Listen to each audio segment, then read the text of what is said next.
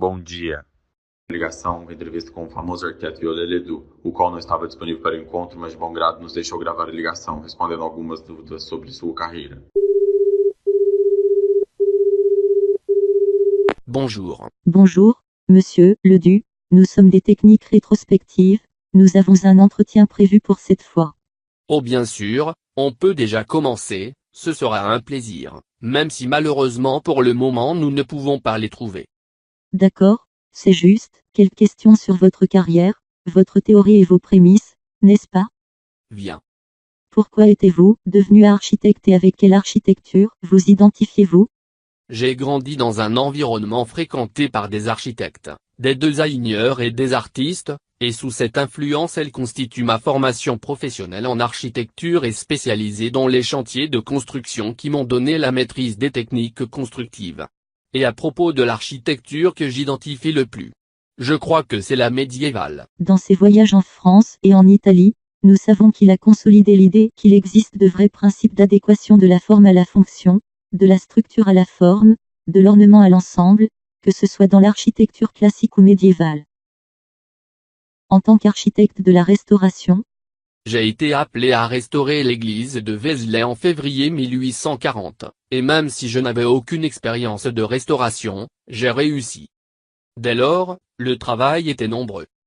Il comprenait également la publication en 1849 d'une instruction technique sur la restauration des bâtiments diocésains élaborée par moi avec Merimée, où nous avons commenté les recommandations de maintenance périodique pour éviter les restaurations, ainsi que la manière d'arpenter, d'analyser et de vérifier les causes les plus fréquentes de dégradation, les façons de sculpter les pierres et les coulis, les techniques médiévales et les indications sur la façon de restaurer un bâtiment. Plus, j'ai gagné la renommée avec la restauration des monuments comme la Sainte-Chapelle et la cathédrale de Notre-Dame, à Paris. J'ai également supervisé la restauration d'innombrables bâtiments médiévaux, tels que la cathédrale d'Amiens, les murs de Carcassonne et l'église Saint-Cernin à Toulouse. quelle théorie défendez-vous? J'aime les éléments qui impliquent la forme, la structure et la fonction recherchant l'harmonie et la proportion du résultat architectural. Parlez-nous un peu plus de quelques prémices de votre théorie. J'analyse rigoureusement la méthode telle qu'elle a été construite afin d'identifier le moment où le travail a été effectué. Pour restaurer les parties primitives et les parties modifiées, il ne faut pas prendre en compte les parties postérieures et restaurer l'unité de style altérée, ou reproduire exactement le tout avec les modifications ultérieures, c'est-à-dire prendre en compte le travail original ou le travail qui a déjà eu une intervention. Un exemple de ceci serait, par exemple, une église du XIIIe siècle qui a été restaurée au XVe siècle, et au XVIIIe siècle aurait besoin d'une nouvelle restauration. Il appartient aux restaurateurs de ce siècle d'absorber les changements effectués au XVe siècle ou de maintenir le design fidèle du siècle. A été construit. La restauration devrait-elle maintenir la forme réelle de l'objet?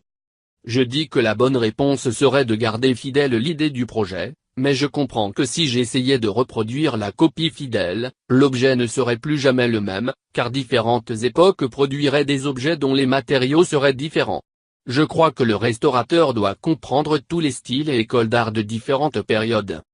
Donnez-nous un exemple d'un travail restauré avec la théorie que vous avez prêchée, s'il vous plaît. Le musée Fragata Sarmiento, je pense que c'est un bon exemple.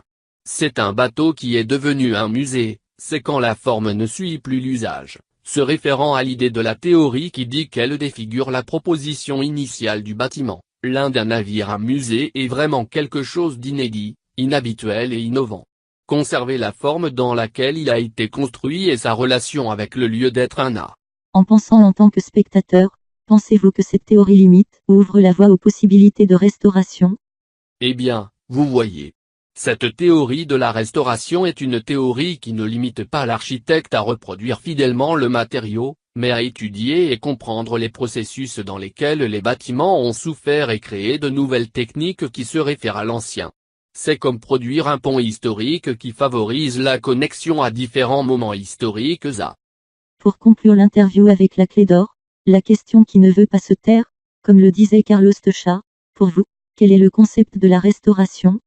En souvenir de mon cher collègue Carlos Techan, je dis que restaurer un bâtiment n'est pas le maintenir, le réparer ou le recadrer, c'est le rétablir dans un état complet qui n'a peut-être jamais existé à un moment donné. Eh bien, nous étions très heureux de la disponibilité pour nous répondre et répondre à nos questions qui seront utiles à de nombreux étudiants en architecture. Je suis celui qui remercie ici, j'espère qu'il peut toujours inspirer de nombreux architectes et restaurateurs à grandir de plus en plus. Merci.